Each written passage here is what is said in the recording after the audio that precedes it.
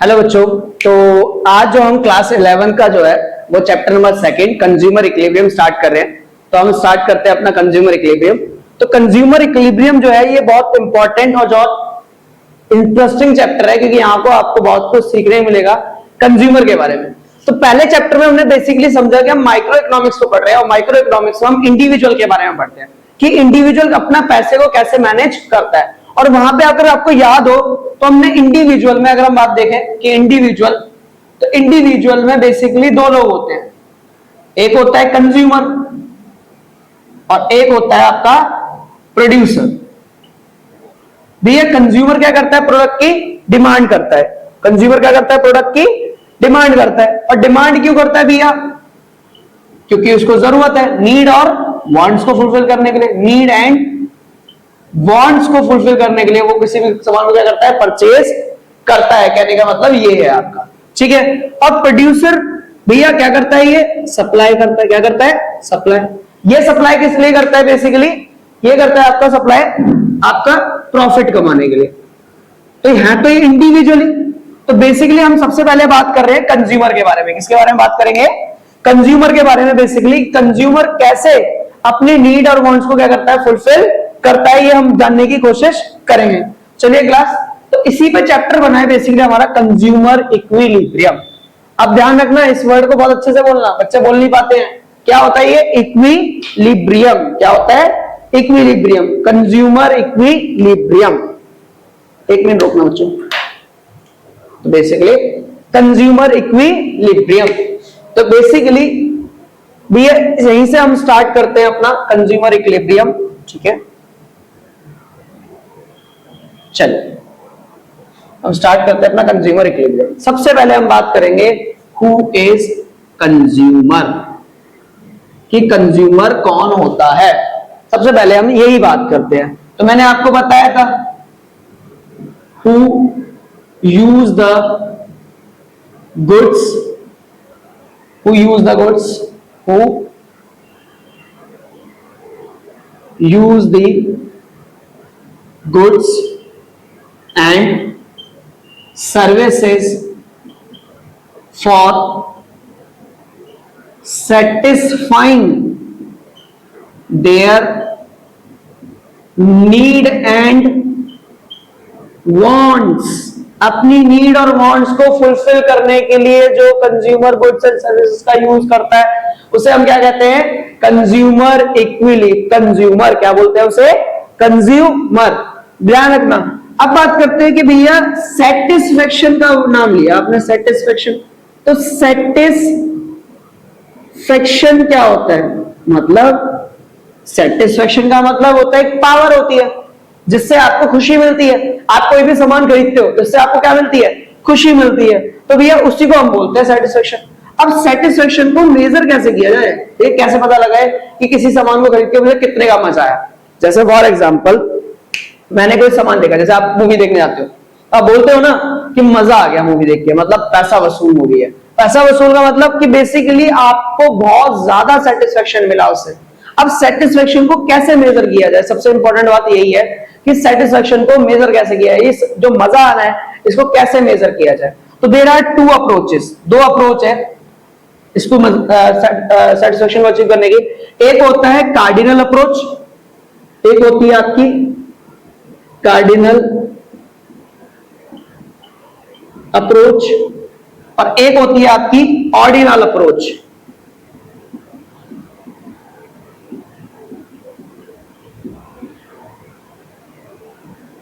अगर मैं बात करूं कार्डिनल अप्रोच की, तो कार्डिनल अप्रोच का मतलब होता है कि जब आप सेटिस्फेक्शन को किसमें मेजर करते हैं? नंबर्स में मेजर करते हैं। मतलब satisfaction measures in term of numbers. मतलब जब हम सेटिस्फेक्शन को किसमें मेजर करेंगे? नंबर्स में मेजर करेंगे, तो क्या कहलाता है वो? Cardinal approach. जैसे एग्जांपल के लिए 1 2 3 अप टू इनफाइनाइट, ठीक। बेसिकली तो आप जो बेसिकली इनफाइनाइट तक जब हम सेटिस्फेक्शन को नंबर से मेजर करते हैं तो वो कार्डिनल अप्रोच। ऑर्डिनल अप्रोच, तो आपने कार्डिनल नंबर, ऑर्डिनल नंबर पढ़े होंगे क्लास फिफ्थ सिक्स्थ में, ठीक है, तो उन्हीं से बनाइए। जब हम सेटिस्फेक्शन को मेजर करेंगे रैंक्स में कि भैया ये मेरे को फर्स्ट नंबर पे पसंद है, ये मुझे सेकंड नंबर पे पसंद है, ये चीज मुझे थर्ड नंबर पे पसंद है, तो satisfaction measure in term of rank, कि रैंक की टर्म में हम सेटिस्फेक्शन को जब मेजर करते हैं वो कहलाता है ऑर्डिनल अप्रोच। जैसे एग्जांपल फर्स्ट, सेकंड, थर्ड, ये कहलाता है आपका ऑर्डिनल अप्रोच। तो ये होता है आपका कार्डिनल अप्रोच और ये होता है आपका ऑर्डिनल अप्रोच। अब भैया सबसे पहले पढ़ेंगे कार्डिनल अप्रोच के बारे में, तो नोट डाउन कर लीजिए। कार्डिनल अप्रोच को हम स्टार्ट करते हैं। चलिए अब बात करते हैं कार्डिनल अप्रोच की।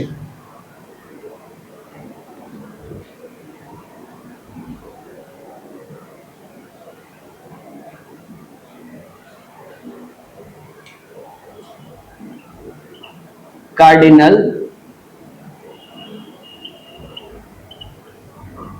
अप्रोच, तो हम इसके बारे में समझते हैं कि भैया कार्डिनल अप्रोच क्या होता है।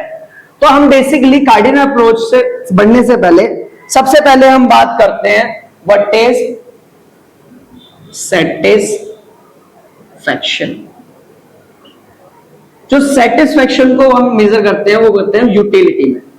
यूटिलिटी, सेटिस्फैक्शन को मेजर किया जाता है यूटिलिटी में। अगर आपको से कोई पूछे कि व्हाट इज यूटिलिटी, तो यूटिलिटी होता है wants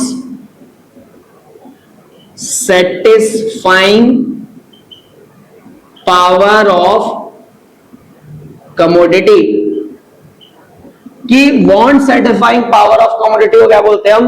यूटिलिटी बोलते हैं। अब यूटिलिटी को तीन पार्ट में डिवाइड करते हैं बेसिकली, कि कितना वांट सेटिस्फाई, आपकी कितनी वांट सेटिस्फाई होगी इस सामान को खरीद के, क्या कहलाता है? यूटिलिटी। अब बेसिकली यूटिलिटी तीन तरह की होती है। एक होती है टोटल यूटिलिटी, एक होती है मार्जिनल यूटिलिटी,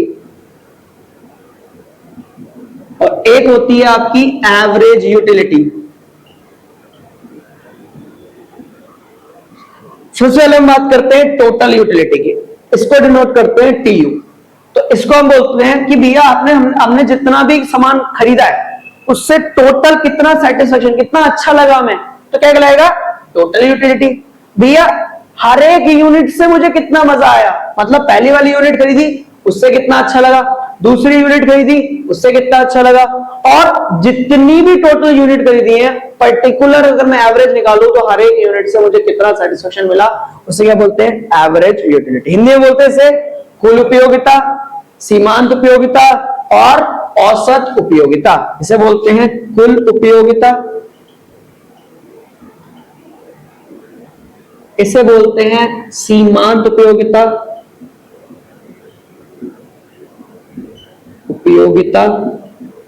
और इसे बोलते हैं औसत उपयोगिता।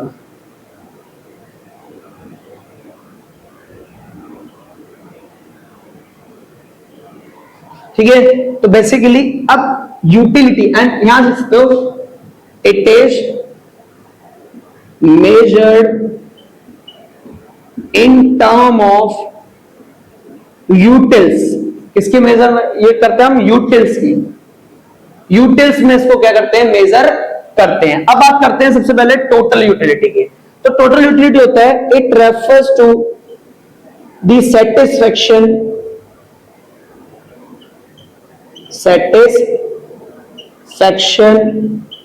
फ्रॉम ऑल कमोडिटी, कि सारी कमोडिटी से मिलने वाला सेटिस्फेक्शन क्या कहलाता है? टोटल यूटिलिटी कहलाता है। भैया अगर मैं एग्जांपल लूं जैसे यूनिट 1, 2, ठीक है, ये आपका, तो बेसिकली टीयू की बात करते हैं टोटल यूटिलिटी। अगर टीयू की बात करें तो मान लेते हैं कि आपका जब आप एक एप्पल खाया, यहां पे हम यूनिट मान रहे हैं क्या? एप्पल की, कि मैंने एक एप्पल खाया तो मेरे को 30 का सेटिस्फेक्शन मिला, और जब मैंने 2 एप्पल खा लिए तो दोनों को मिला के मेरे को 50 का सेटिस्फेक्शन मिला। तो भैया एक एप्पल से 30 का और 2 से 50 का, तो दिस इज टोटल यूटिलिटी। तो मैंने क्या करा टीयू निकालने के लिए, utility 1 plus utility 2 plus utility 3 जितना भी खाया सबको क्या कर दो आप ऐड कर दो, निकल जाएगा टीयू। वही हम बात करते हैं मार्जिनल यूटिलिटी, जिसको हम डिनोट करते हैं किससे, एमयू से। किससे डिनोट करते हैं, एमयू से। एमयू से, एमयू बोलते हैं। It is the satisfaction from additional unit. हर एक जो यूनिट खा रहे हैं हम, एडिशनल यूनिट जो कंज्यूम कर रहे हैं, उससे मिलने वाला satisfaction. It refers to the satisfaction from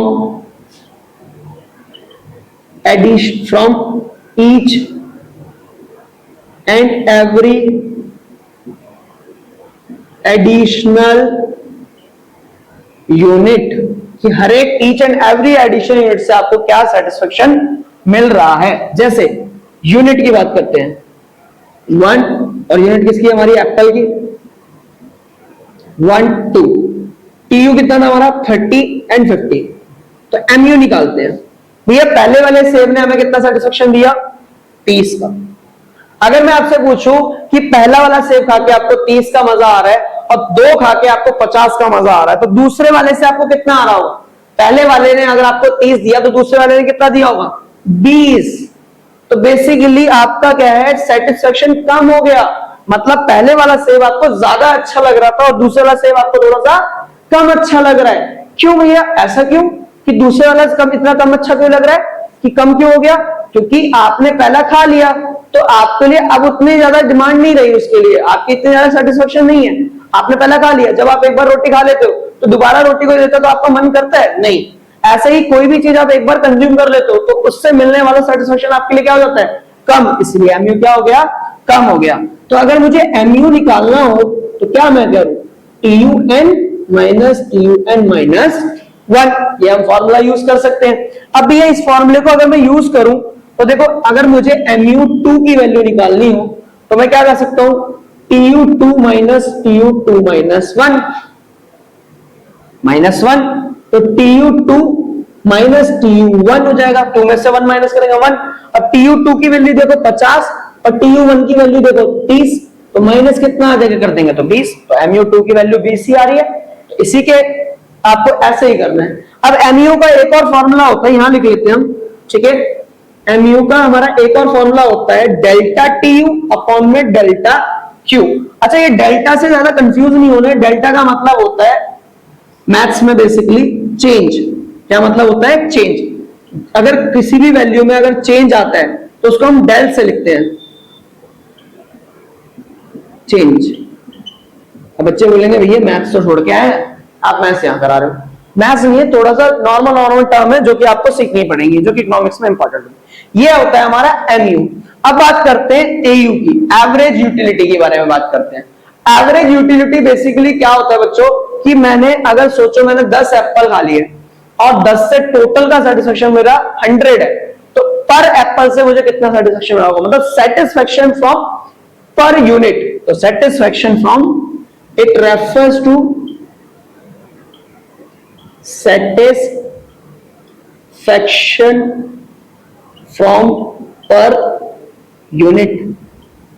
जैसे यूनिट एप्पल ही हमारी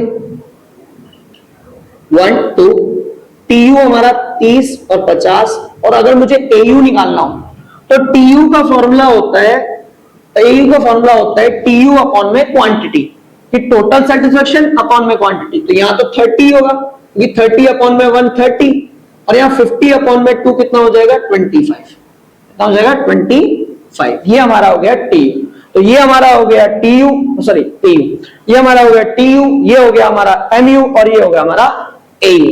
तो ये आपका हमने यूटिलिटी का कॉन्सेप्ट समझा कि यूटिलिटी का मतलब क्या होता है, मतलब सेटिस्फेक्शन को जिसमें हम मेजर करते हैं वो हम यूटिलिटी बोलते हैं। और इसकी जो यूनिट होती है वो होती है यूटिल्स। क्या होती है, यूटिल्स। बस एक समझ लो मेजरमेंट यूनिट है, it is a measure in term of utils. ठीक है, चलिए इसको नोट डाउन करिए, फिर आगे करते हैं, इससे आगे बढ़ते हैं। अब हम बात करते हैं बच्चों कि TU और MU के बीच का रिलेशन, जो कि आपके 3 नंबर का क्वेश्चन एग्जाम में आने वाला 100% करके चले जाना। ठीक है,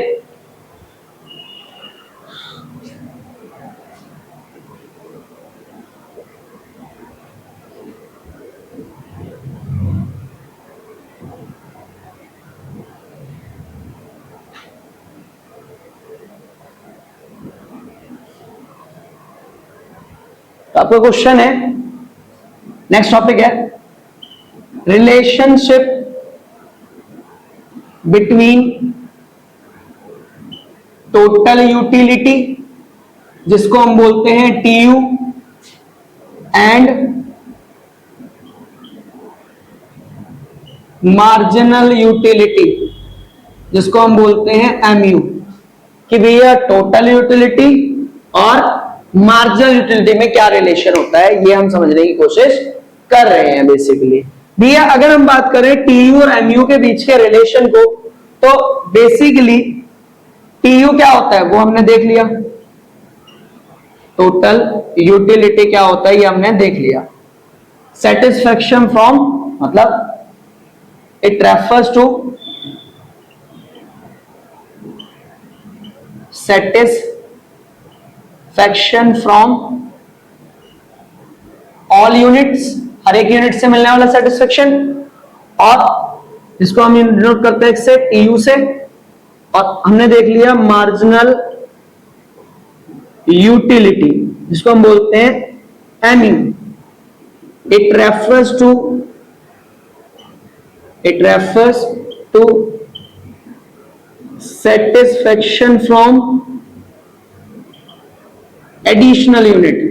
जो आप एडिशनल यूनिट मतलब एक एक्स्ट्रा यूनिट परचेज कर रहे हो, उससे आपको कितना सेटिस्फैक्शन मिल रहा है वो मार्जिनल यूनिट कहलाता है। अब हम बात कर लेते हैं टी और एमयू के बीच का रिलेशन। तो इसको हम पहले एक्सप्लेन करेंगे टेबल से। मान लेते हैं combination A B C D और ई, टीयू और एमयू। एमयू बताता है बेसिकली हर एक यूनिट से मिलने वाला सेटिस्फैक्शन। तो समझिए आपका एक एग्जांपल लेते हैं, एक सिचुएशन लेते हैं कि आप गए पार्टी में, ठीक है, आप गए पार्टी में, और पार्टी में आपको जो चीज पसंद होती है आप वही खाते हो, है ना। जाके पहले बात जो पार्टी में कोई भी, पहली बात तो आप जो है किसी की शादी से आपको कोई इंटरेस्ट नहीं है, ठीक है, उसमें आपको कुछ भी नहीं मिलने वाला, जिसको मिलना था उसको पार्टनर मिल गया, आपको कुछ नहीं मिलना था, तो आप जाते हैं खाने, सिंपल सी बात है, ठीक है। हम दूसरों की शादी में जाते हैं, खाने जाते हैं भैया बढ़िया से, ठीक है। तो हम जाते बस ये देखते हैं कि भैया काउंटर जो आपके जो खाने वाले काउंटर है वो खुले, ओपन हुए या नहीं, और आपका ध्यान उस काउंटर पे सबसे पहले होता है जो चीज आपके लिए पसंद है। तो आप सबसे पहले मान लेते हैं कि आपको पसंद है भैया लड़कियों को वैसे बेसिकली गोलगप्पे, ठीक है, तो गोलगप्पे पसंद है। तो लड़कियों ने देखा पहला स्टॉल की गोलगप्पे का खुला है या नहीं खुला, तो भैया वो भी डरता है बेचारा वो खोलने वाला कि यार जैसे खोलेंगे वैसे सारे खत्म कर देंगे लड़कियां, ठीक है। तो बेसिकली उन्होंने अगर खोले तो बेसिकली सबसे पहले लोग गए उसे खाने, या मान लेते कोई, या मान लेते कि एक लड़की है जिसका नाम है रीटा। तो रीटा के जो है, रीटा गई वहां पे खाने, ठीक है। तो रीटा ने भैया जब पहली बार जो गोलगप्पे खाए, मतलब प्लेट खाई, तो उसका सेटिस्फेक्शन था 3, मतलब एक फर्स्ट प्लेट से उसको सेटिस्फेक्शन कितना मिला 3। तो भैया अब उसको दोबारा मन तो नहीं करेगा, या मान लेते दोबारा मन कर जाता है, लेकिन वो जितने उसने पहली बार में खाए होंगे उतना उसे मजा नहीं आएगा, तो उस अगली बार उसका सेटिस्फेक्शन क्या हो जाएगा 2।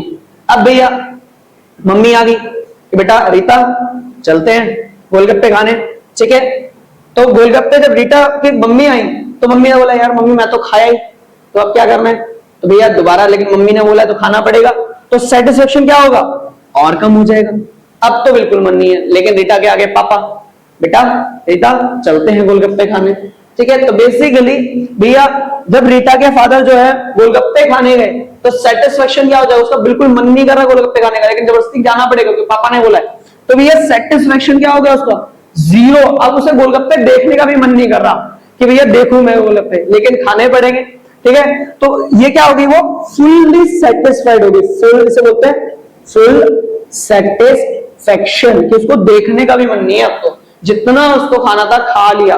लेकिन भैया अब आगे रीटा की फ्रेंड कि रीटा तूने मेरे साथ गोलगप्पे नहीं खाए, ठीक है, चलो चलते हैं गोलगप्पे खाने, ठीक है। तो अगर वो और एक प्लेट और गोलगप्पे खा लेती है तो उसका सेटिस्फेक्शन, मतलब रीटा तो फिर गई, ठीक है। अगर उसने खा लिए तो वो माइनस में चली जाएगी, मतलब भैया उसको लूज मोशन लग जाएंगे। तो हम खाते, तो भैया रीटा की अगर फ्रेंड ने बोल दिया कि भाई रीटा जाना ही जाना है अब तो, ठीक है, तो रीटा जाएगी, तो भैया अब रीटा जो है माइनस में होगी, तो इसे बोलते हैं डिससैटिस्फैक्शन, कि अब तो रीटा को वो चीज देखने का भी मन नहीं करेगा अगली 10-15 पार्टी इसमें।